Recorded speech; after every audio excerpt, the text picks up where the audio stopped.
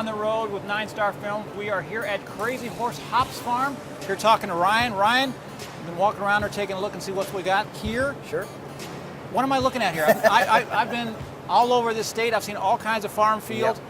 I've never seen anything like this. Yeah, What this is it's definitely a sight to be seen. We've had a lot of people since we put this out here drive by real slowly on the road. So this is 10 acres of hops. We've got 3 varieties out here: Cascade, Chinook, and Sriracha Ace. A little bit of that. And as of last year, before we built the new field, this is the largest hop yard in Indiana. So. Largest hop field in Indiana. So I don't know what hops are. I know hops are on. I think hops are in beer. Yep. But I thought hops and barley were the same thing. Okay, no, not quite. So the grain side of brewing, the hops are used as kind of an alternative to the grain. So the malt provides the sweetness, and the hops provide the bitterness, flavor, and the aroma of the beer. So, in a typical American light lager, it's used very little bit, just to give it a little bit of balance. But in IPAs, which are extremely popular now, they use a lot of hops. So that's kind of how we got started. Talking to some of the local breweries here in Indiana, and and seeing the demand for local ingredients in local beers was important to them, and so we started doing this. Now, I've talked to you a little bit before we started here today. You did not start off in agriculture. No, that's not my You started off in a background. completely different field. Yes. So how did you find your way to becoming basically a farmer? Well, through talking to the brewers. I used to work at a television station in Indianapolis, and had them on one of our shows, bringing their product on, and I kind of knew about the grain side of brewing, but I didn't know anything about hop growing at the time. This is 2012. And we basically asked them if, would you be interested in buying local hops? And they're like, yeah, if you can grow them. So started with a 1/4 acre test plot, and just 40 plants the first year. Sold that first, I think it was only like 11 pounds to Sun King Brewing. Was one of the guys, Clay Robinson and Dave Colt over there. Been my customer ever since. But then harvested that and sold it to them, and they said, hey, can you grow some more? So I put in 2 more rows, another 100 plants, and of these 2 varieties, actually, because they were a lot more popular than the ones I tried to grow the first time.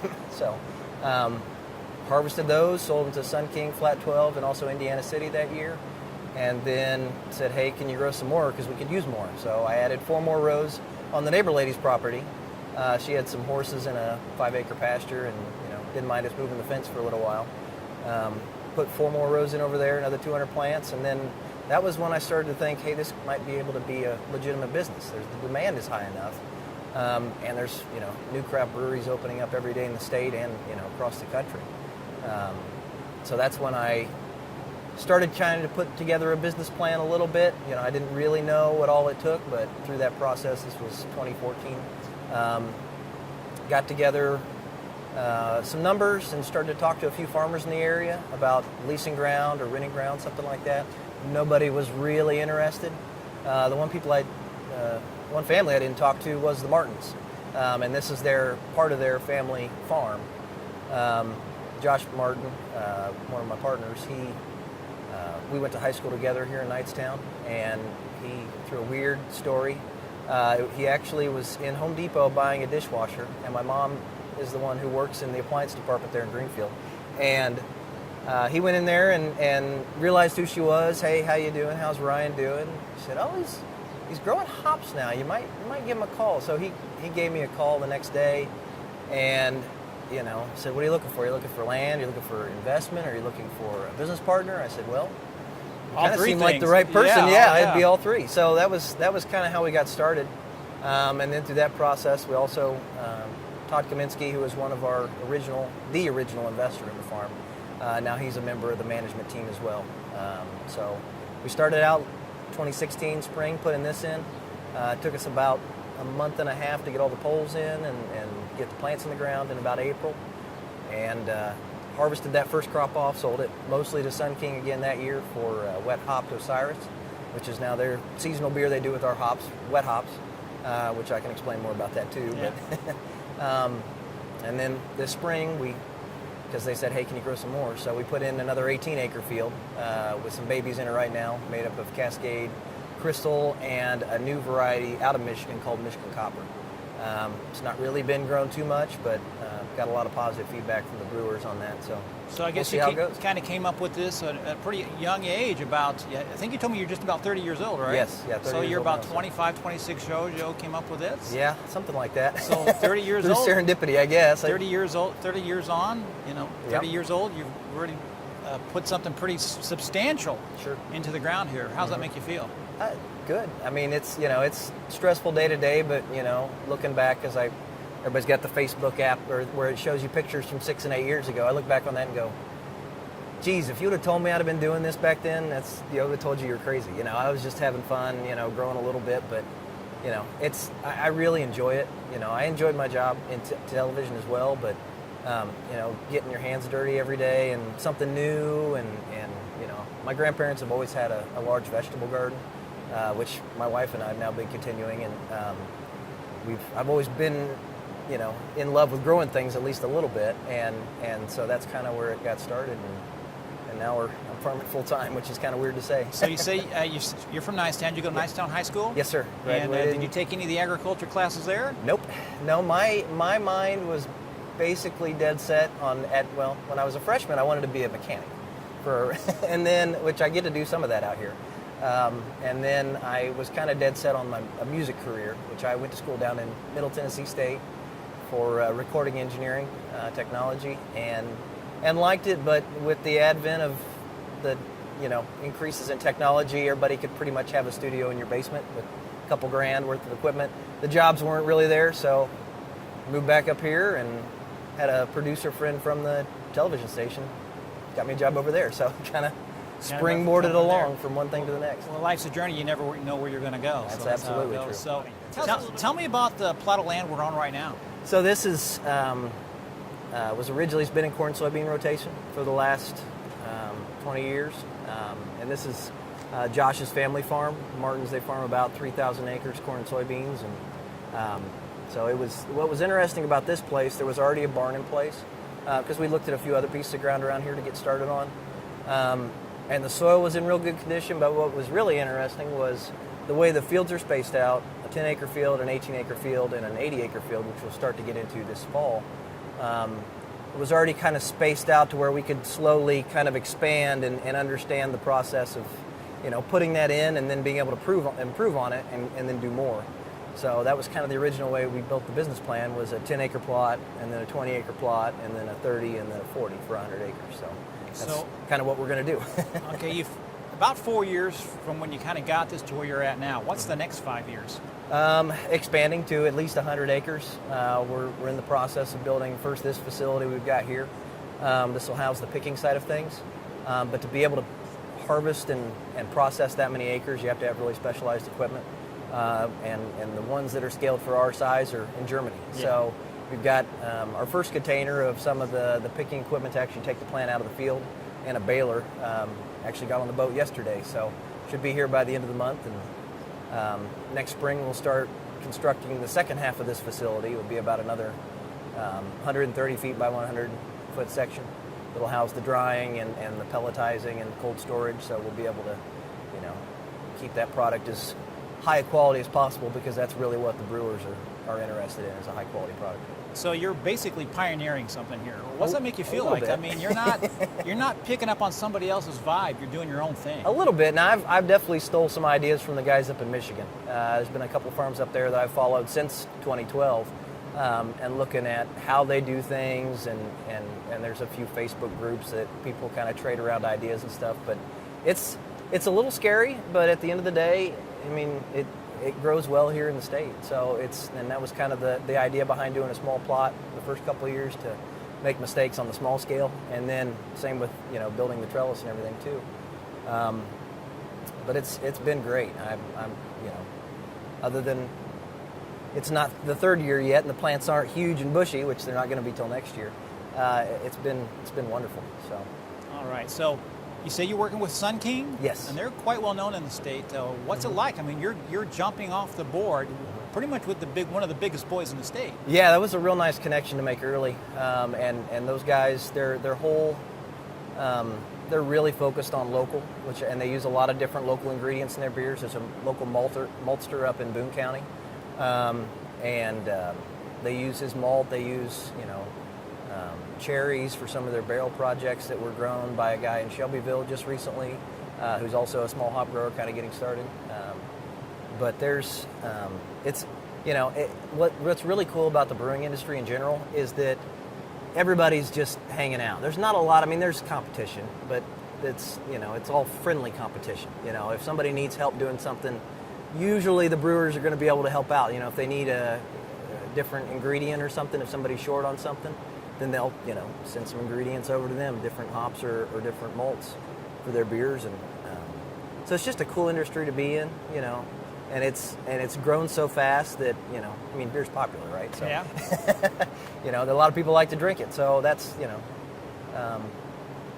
it's a really cool industry to, be able to supply, because I've done a little bit of home brewing, but I'm not very good at it, so I'm going to stick to the hop growing for now. So You've got a unique layout here. I can't wait for you to take me a little walking tour of it and talk to us a little bit more about the plant. Sure. About exactly what plant family is it actually with. Sure, yeah. So we'll learn a little bit about that a little bit later. Cool. And we'll take a little look around here and see what else you got going on. All right. It's definitely unique. Thank you. Ryan, we're going to walk one of these rows here. You can tell me a little bit what we're looking at. Yeah, so the trellis is made of southern yellow pine poles. This is an 18-foot tall trellis, standard size for the U.S. What's these numbers for?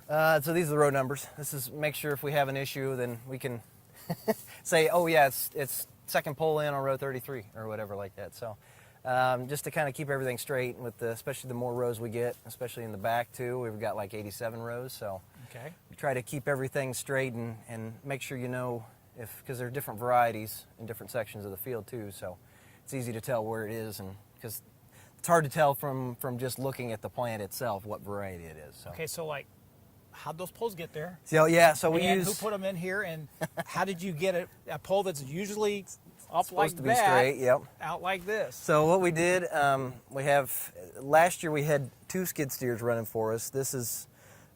We get these poles from Michigan, and as well as the wire and the barbed wire all come from the same company up there. But we use skid steer attachments. Actually, this guy right there on that John Deere, that's got a grabber that just picks up the pole, and then after the first one augers it, open up the hole, then we put that down on the ground, and then we'll set each of these at the right, supposed to be the right angle, just to kind of help triangulate for strength and integrity of the trellis. So. And you've got across the top, yep, it's wire, it's barbed wire. Correct. And it goes all the way down to the other end, and yep, does that kind of help keep the two like that? Yes, yeah, so this is a V-style trellis, so there's a single plant in the row here, or each one, and then we run 2 strings down to that plant, and then, the barbed wire on either side. It's barbed for a couple reasons. One is it's really easy to count how far to tie each string to when you're stringing, so we can do that real nice and fast. But it's also part of the system that we'll use for harvesting this crop. So we'll have it's a tractor, our tractor, that has basically an arm on it that comes through and cuts the bottom of the plant right here at about 3 feet, 2 feet, and goes through a chain catch into the back of the arm, which is right at the end of the tractor, and there's a wagon behind it. And that catches the bottom of the bine in that and breaks it at the top. So the barb keeps it from sliding down the wire. If you were just using a smooth wire, it could slide on down, and cause trouble with it. So it's not our idea. It's actually from Germany. They do a very similar style trellis, and in fact that harvesting equipment is theirs as well. So. Okay, what kind of? I thought from the road, this twine here that's going around, I thought that would be like nylon or sure, plastic or something like this, but this is actually coconut husk. That's what the U.S. growers use to grow their plants up, and it works well with the German equipment as well. But we get those are made in Sri Lanka, and then we have they're pre-cut to the right length because this trellis is the same height as they use out west, and it's biodegradable, so we take the whole thing down every year, and we have to string it up every year too in the spring. So new rope every season. Every season, yep. Every season, okay. Yep. Tell me a little bit about these buds. I assume they're buds. Cones is what we tend to call cones them. Right here. What that's what just are to these differentiate about? Between its cousin or not. But so these are essentially what the brewers use in their beer. So really these plants are all female.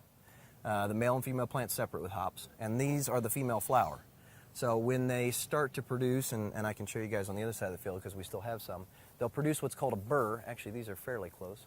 But they produce kind of the burr, and that's the receptive time of the plant to be pollinated by the male. Now, we don't want any seeds in the actual cone, so we don't have any male plants out here at all. We just use them for breeding new varieties and that kind of stuff. So, Where do you get hop seeds?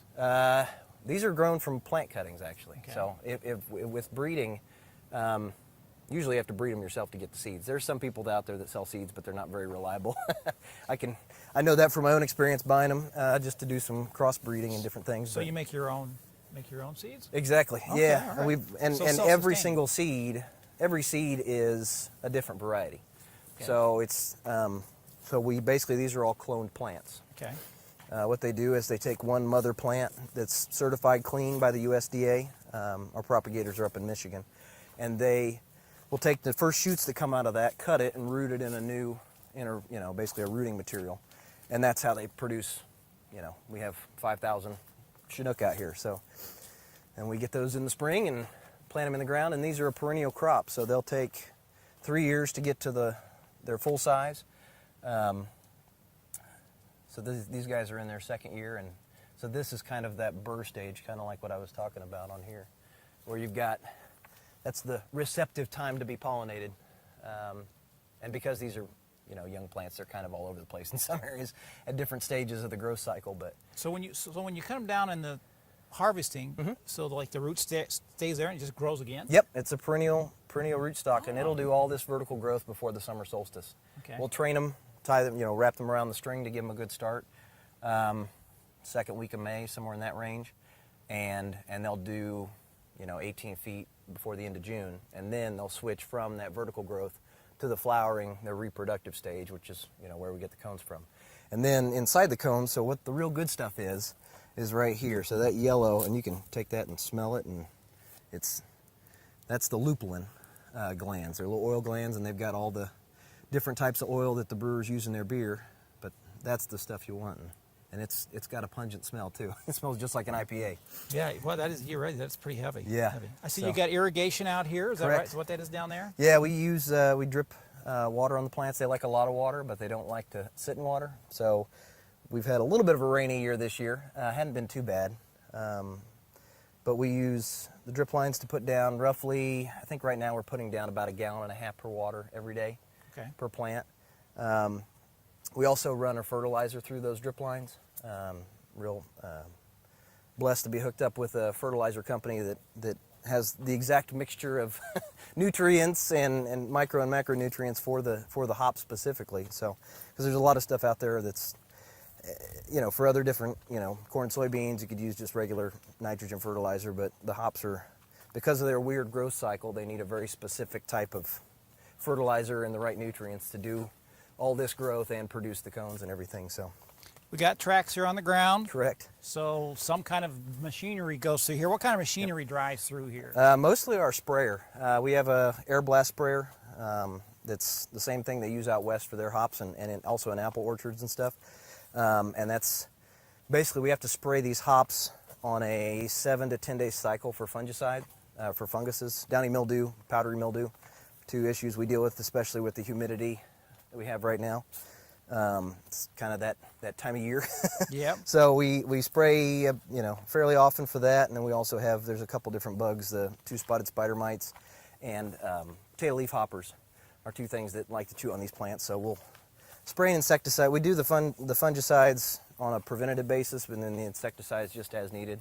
We've only had to make 1 spray this year, which is nice. So is it a sturdy plant? Is it does it got some resiliency? Yeah, definitely. I mean, it's been considered, there are a few different varieties of this crop that are considered a weed and are invasive. There's the Japanese, called what is it? It's the Japanese variety of this, which is different than our Japanese variety used for beer making.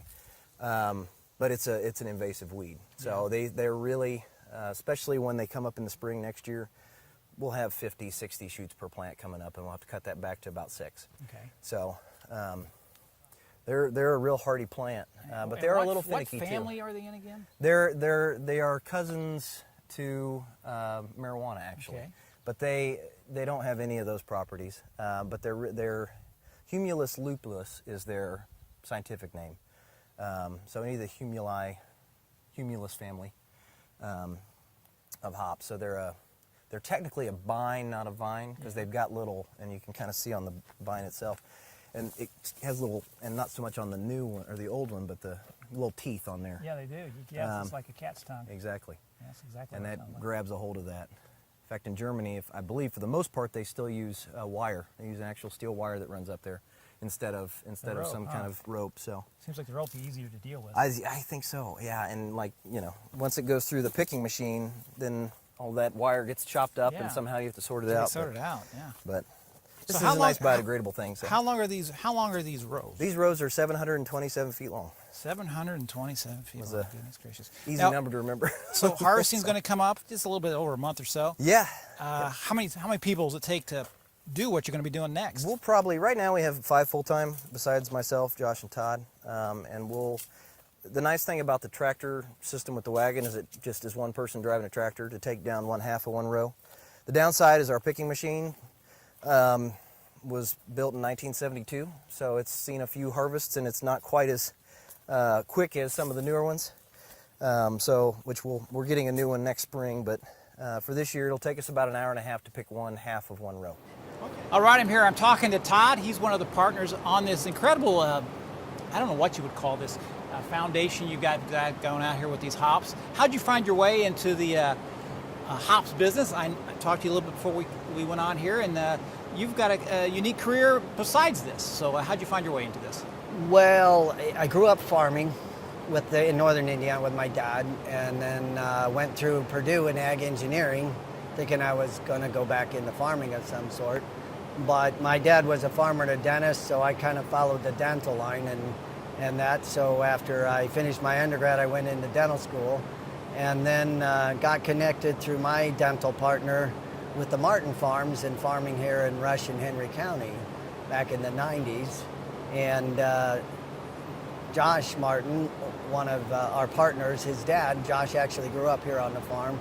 His dad's been my farming partner for years, and 3 years ago when Ryan was looking to expand his hops experience into a larger operation, his test plot at his grandfather's is over by one of my farms, and as we were driving around looking at the crop during the summer in the June of 2015, he intentionally drove me by the Ryan's hops farm, his test plot, and said, "Did you ever think about growing hops?"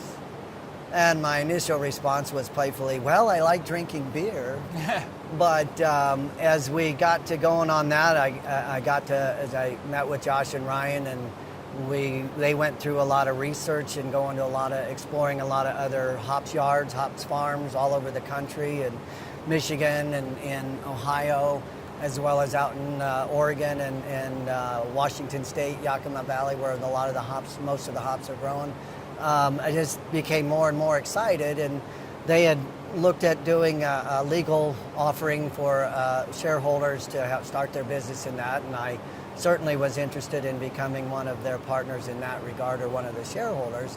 But it got to the point where there's all sorts of financial issues that come into play as when you're doing investors and when their money can be used for a company if it has to hit a minimum. And we sat down and realized that we had to do something like this rather than leave it on paper to make it a real tangible interest. And so in 2015 and 2016, we said, what do we have to do to pull this together?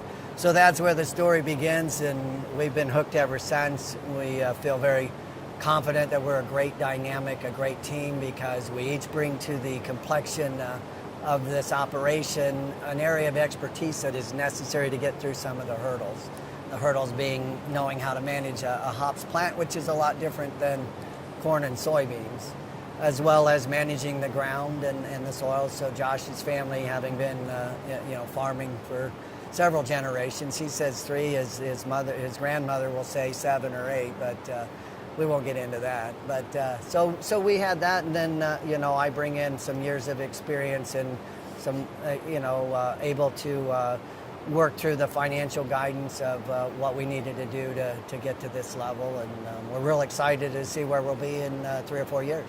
Yeah, you also talked a little bit about wanting to preserve Hoosier agriculture, and there was a certain pride that you took in the fact that you, though you are a dentist, that you want to contribute back to one of the mainstays of the state, of course, which is agriculture, and I found that very interesting. Well, as I kind of said briefly earlier, once a farmer, always a farmer. Something about being a farmer or being in the field with, seeing the results that the fruits of your labor, say, are very exciting.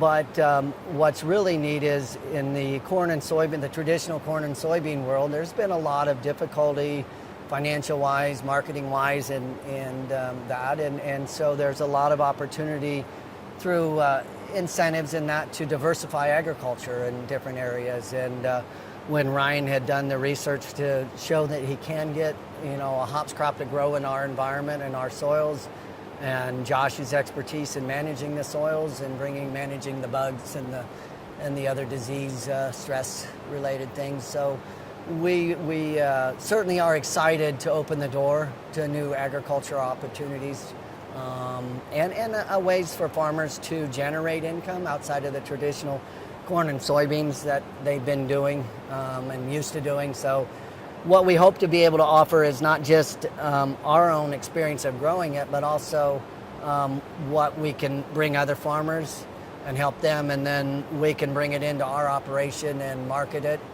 The other thing that puts us at the forefront there is that Ryan developed his knowledge and interest in hops by having been lured in by some of the breweries as they got developed, like Sun King in the early 2009 when he was at the TV station. So that gave him a kind of an immediate connection, and he's really grown that well to be able to meet with the breweries. And somebody had asked us early on if we had someone to market our crop, and we're like, it's already sold, which is a nice position to be in, because with the popularity of the craft beers and the success of some of the local breweries, it's been a nice fit because there's such a drive for locally grown, locally made, locally brewed. So that locally grown is a big driver that nobody's been filling that void. So we're excited to be able to do that. Now I'm here with Josh. You are part 3 of this endeavor. Can you tell me how you found your way into the hops business? I don't know that I like to refer to myself as part 3, but I'm in there somewhere.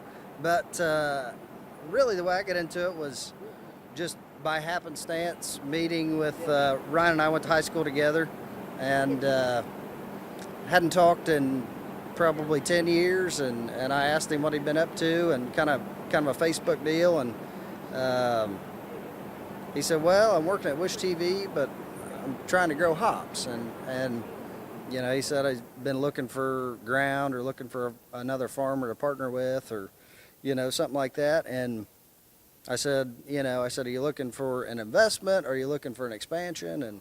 And he just, he came out the next day, and we sat down and kind of went through the numbers and talked through the business plan, and he said all the above basically. And I said, well, maybe we could look around at some of our farms, see what might fit the best, and came out here to. This is where I grew up. This is my old stomping grounds, and we thought maybe just with the building being here and some of the access to electrical and the well, that this would be a good starting point. It just, the way the expansion and the business plan was anyway, already set up, it just worked out perfectly. So allows us the capability to go to 110 acres on this first tract of land, and then expand from there, as we'd like to, or as the market allows, etc. There you have it, Crazy Horse Hops Farm. Something brand new here in Hancock County, something unique in the entire state.